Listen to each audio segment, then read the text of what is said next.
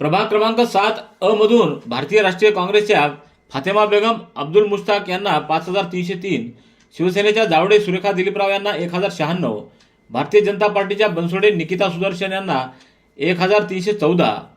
Nationalist Congress पार्टीच्या सय्यद सायमा सय्यद नजीर यांना 1287,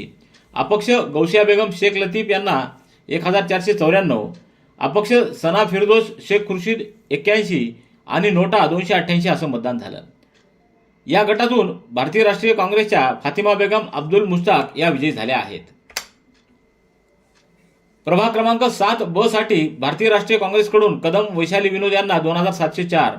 शिवसेनेच्या सखुबाई सीताराम जोगदंड यांना 596, नॅशनलिस्ट काँग्रेस पार्टीच्या चैत्रा सुभाषराव शिवाजीराव मुळे यांना 1522, भारतीय जनता पार्टीच्या शहनाज बेगम आतिक पटेल यांना 358, ऑल इंडिया मजलिस इत्तेहादुल मुस्लिमींच्या अमिनाबी शेख नबी यांना 750,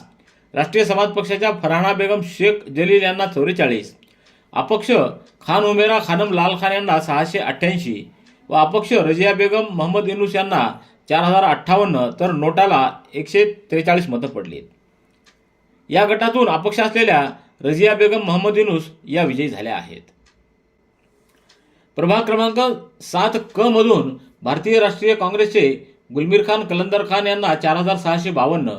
राष्ट्रवादी काँग्रेस पक्षाचे अब्दुल रहमान अली रफत अली खान 1390, शिवसेनेचे देशमुख रमेश सदाशिव यांना 1472, राष्ट्रीय समाज पक्षाचे सत्तार कुरेशी यांना 120, वंचित बहुजन आघाडीचे सिद्धार्थ भारत पानबुडे 450, अपक्ष तुराब खान हबीब खान 2250, अपक्ष फैसल खान मुन्ना खान 210, अपक्ष लोंडे प्रल्हाद मरिबा 88 व अपक्ष शेख खदीर जलील यांना 50 व नोटाला 181 असं मतदान झाले। या गटातून भारतीय राष्ट्रीय काँग्रेसचे गुलमीर खान कलंदर खान हे विजयी झाले आहेत। प्रभाग क्रमांक 7 ड साठी भारतीय राष्ट्रीय काँग्रेसचे देशमुख सुनील जनार्दनराव यांना 5456, राष्ट्रवादी काँग्रेसचे सय्यद आतिक सय्यद आमिर यांना 3580, वंचित बहुजन आघाडीचे सय्यद उबेद सय्यद मुबीन यांना 589,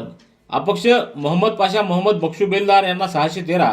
अपक्ष लांबाडे बालासाहेब माणिकराव यांना 352 व नोटाला 273 असं मतदान झाले। या गटातून भारतीय राष्ट्रीय काँग्रेसचे देशमुख सुनील जनार्दनराव हे विजयी झाले आहेत।